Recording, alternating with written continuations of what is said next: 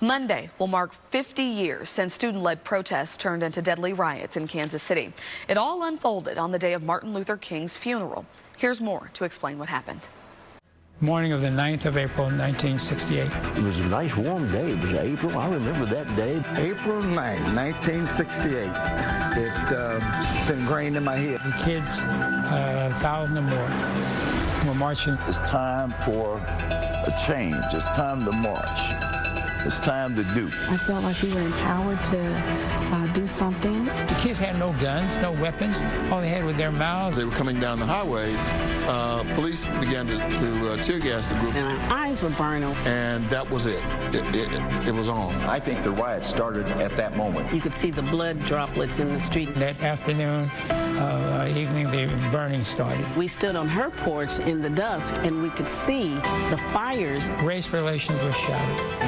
And the city faced a real challenge. We do still have problems in Kansas City. We cannot forget our history, because if you do, it has a tendency to come back on you. If to save the dream for one in America, it must be saved for all.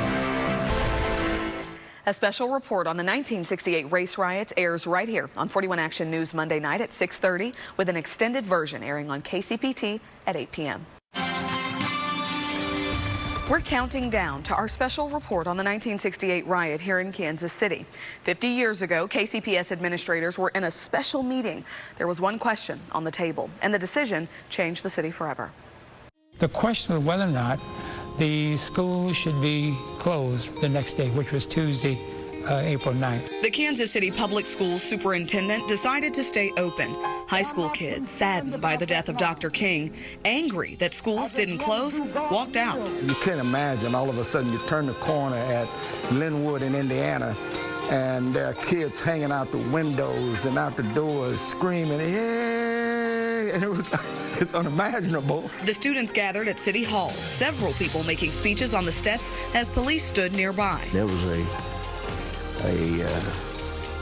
black female walked into line in front of us, and she was cursing us and yelling at us. Then smoke started filling the air. Why did the tear gas happen?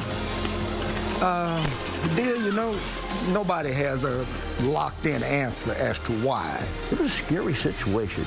In the days that followed, 6 people would die, hundreds would be arrested, and the damage to Kansas City's east side would reach the millions. I can remember us in our home getting death threats. We were trying to protect ourselves at night. We were sleeping on the floor. Mayor Ilis Davis created a commission a couple of months later to figure out why this happened. They dealt with things like police-community relations, like more African-American officers on the police department. 2018, we're talking about the same thing. Police-community relations, more African-American police officers. We're talking about education.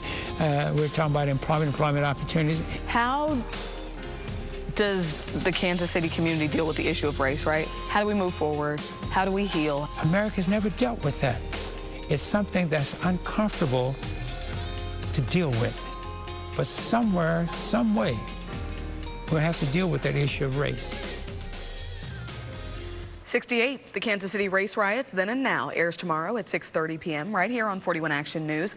Then tune in for an expanded special, including a panel discussion at 8 o'clock on KCPT. Today marks 50 years since the deadly 1968 riot in Kansas City. And tonight, 41 Action News aired a special report about that day, which left 6 people dead, including a 12-year-old boy. Now, in an exclusive interview, 41 Action News anchor Dia Wall spoke to the daughter of one of those victims. This is Julius P. Hamilton. The 38-year-old bricklayer is one of the people killed in the 1968 riot. I sat down with his daughter, who still questions if she and the other students did the right thing. I just miss him. I just miss him. Sharon Gladney clearly remembers April 9th, 1968. I was in the 9th grade, and I was going to Lincoln High School. She was one of hundreds of kids who walked out to protest KCPS not closing the schools for Dr. Martin Luther King Jr.'s memorial. I don't know if that was the right thing for us to do because it's what created the whole thing of all the tear gas being thrown and all the other stuff. That night, her life changed forever. We were watching television, and we heard them announce that my father Julius P. Hamilton was one of the people that had gotten shot. Every detail on the evening news. They accused that my father had been a group of 4 men that were shooting at him. And my father hadn't been shooting at him at all. It was very devastating. Later, KCPD revealed Hamilton was an innocent bystander shot by police. Gladney can understand what may have led to the officer's actions. He was probably scared. And it took me a long time to get to that, too. Not to hate, because, you know, I had to understand he was probably scared. It does bother me that people are anti, police, because the police are there to help you. And I know that they're there to help you. And I know that they have a hard job. Julius P. Hamilton left behind a wife of almost 15 years and 3 daughters. Today, he has 2 grandsons. That's what I kind of think about a lot, that they didn't get to meet him. Gladney is sharing her father's story for one reason. If you don't watch out, those things can happen again. 50 years later, still questioning if the protest was worth the pain. It hurts to think of, my father being gone. It hurts. Dia Wall, 41 Action News.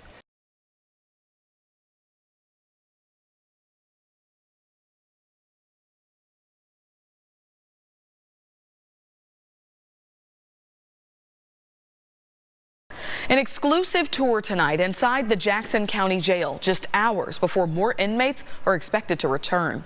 This is the first time inmates will return to the jail after the city pulled them out due to safety and health issues. I toured the jail today to find out how the county plans to address the previous problems so it doesn't happen again. See? It's been years since the Jackson County Detention Center opened its doors to journalists. If we're making the news, it's usually bad news. 41 Action News has covered it. Solved some big problems with the jail. 2015, an FBI investigation into alleged prisoner abuse. I say it's hell on earth. Complaints about sanitation. Dogs live better than this. 2016, a murder suspect mistakenly released. Somebody dropped the ball somewhere. Then, a raid. We've been getting quite a few complaints of contraband in the jail. 2017, a corrections officer charged for smuggling contraband inside, including cell phones. Inmates were able to call their victims and witnesses and tamper with them in murder cases. Well, that hasn't been happening here. That same year, 2 corrections officers assaulted, one captured in this jarring video. This really must stop. The operations of this jail must improve. In 2018, Kansas City terminated its agreement with the jail. But just this week, Jackson County announced a new contract to bring municipal inmates back. This is the room where most of the male inmates who come to the jail will be housed. You can see they've got some phones against the wall. They're going to be installing some video visitation phones soon. There's a TV in the room, and there's also 5 tables in this row that go right down the center. They also have enough beds to house 28 male inmates. This is where up to 10 female inmates will be housed individually in cells just like this one. We've made things safer. We've reduced turnover. We've reduced on-the-job injuries. We've reduced major incidents. We haven't had a major incident here in 15 months. The Regional Correctional Center is closed, logistically making it easier for officers to maneuver through these hallways. There's a member of upper senior level command staff here 24/7. Then we broke the facility down into zones. We assigned a lieutenant on each shift. Workers' compensation claims are down 50%. Staff turnover is down 50% too. But it's not all good news. We're still understaffed. And we're still overcrowded. To properly staff this facility, we need 521 people. Now, that was when the RCC was open. Jail administration tells me there are around 330 to 340 employees right now. 41 Action News asked Kansas City Mayor Quentin Lucas why the city decided to bring its inmates back here. So I personally toured the Jackson County Jail the other day. I think a lot of the issues that existed several years ago have been addressed. What about the reports of mold? There were actually environmental studies to test air quality, and there's never been black mold in this facility. Or the security breach that led to this attack. And there were more inmates out than should have been, and part of that was due to door failure in cells. So those repairs have been made now. I have confidence that where our Kansas City, Missouri inmates will be is a place that is safe, that it's clean, that it's humane, and frankly, it's the sort of thing that will be drastically different than what we saw as a public safety threat both at the Heartland facility and what we saw at the Jackson County Jail years before. Let's be clear, the goal is still to build a new jail, although staff is playing the cards that are handed handed to them. There are still physical plant challenges with this building that need to be addressed. For the next 90 days, up to 45 city inmates will be housed here, turning the corner on a new day for the detention center. Heartland was not an answer. It was not the right answer a year ago. We saw that. It is not the answer today. And I'm glad that we're moving on beyond that facility. And I think, frankly, we have a good agreement. I commend the Jackson County Sheriff. This is really a trial basis for us. We're optimistic that we can, but we're going to be watching carefully. Nothing was off limits during our tour. The only things we did not film are to protect the security at the jail. And an interesting thing to note, the corrections officer who was attacked in the video in our story tonight still works there. It's an explosive problem plaguing teens, even kids across the metro. Now schools are searching for solutions to end teen vaping. Been talking about this a lot, lady. 41 Action News reporter Ariel Rothfield takes a closer look at the unique measures to keep our kids safe. And it was just like a later night. After a high school football game in the school parking lot, we kind of brushed over the topic. That's when Alyssa Murray remembers seeing her first electronic cigarette. Some upperclassmen were drooling. Now, you see it every day at school, outside in the parking lot, before or after classes. And so does the district. They're small, easy to hide, and they're easy to bring to school. These are some of the e-cigarettes confiscated from students in the Blue Valley district. Some containing nicotine, others THC, and they represent just a fraction of what is really out there. Students were selling devices and the vape pods to fellow classmates. According to a CDC survey, high school e-cigarette use jumped by 78% in just 1 year.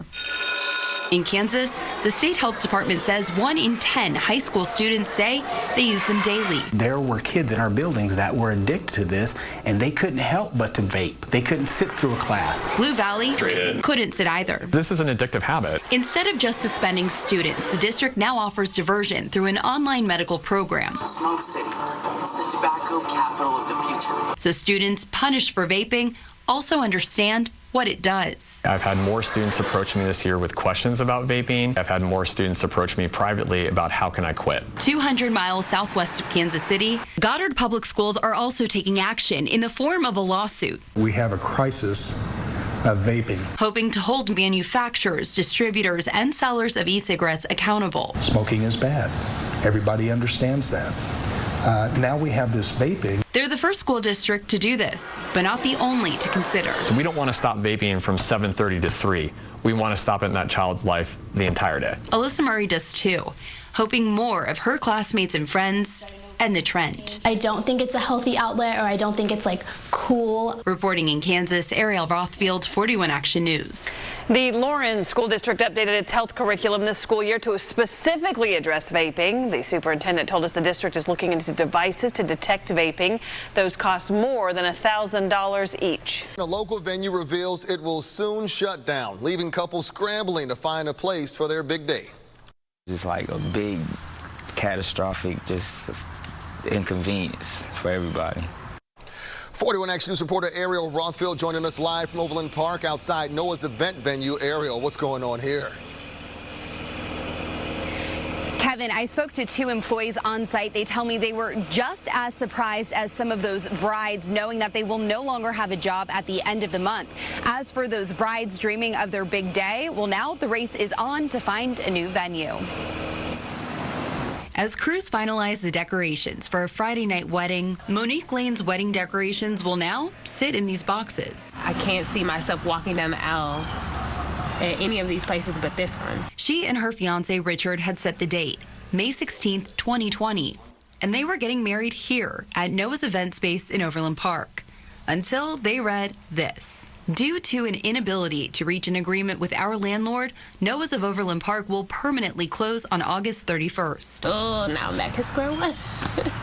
Yeah, that's the devastating part. You got to start over. And they're out $2,800. Not as bad as Kirby and his fiancée Rachel, who planned on tying the knot here in less than 2 months on September 21st. They already paid the venue $5,000, but will only get around $3,000 back, because that's the amount the court ordered. It doesn't happen often, but it does happen every once in a while. The Better Business Bureau has never received a complaint about the venue, but 41 Action News found this lawsuit filed by a dozen of the company's investors in Salt Lake City, claiming they were duped into a vast fraud. The venue's parent company then filed for bankruptcy in May. So angry, but it's like, how can you be so angry and you have all these people who are having their weddings this year? And I'm trying to look at the brighter side, but it's so hard.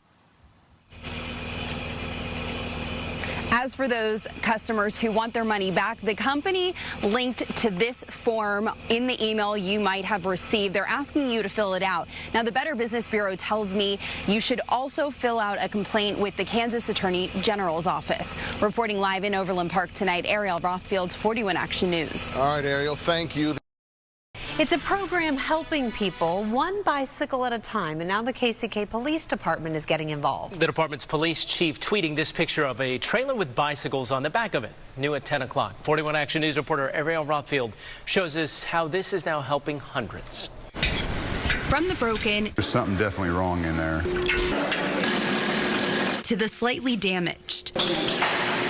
In this shop, many of these wheels and spokes have seen better days, but that is quickly changing. Year after year, hundreds of bikes have been given away to both kids and adults around Kansas City.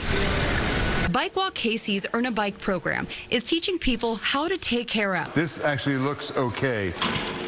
and fix a bike. Put the tire lever in around the tire and make your way all the way around. Gifting them one in the end. It's all fixed. But this project couldn't move forward without a little help. It's just so important. Just the little, smallest things keep us going.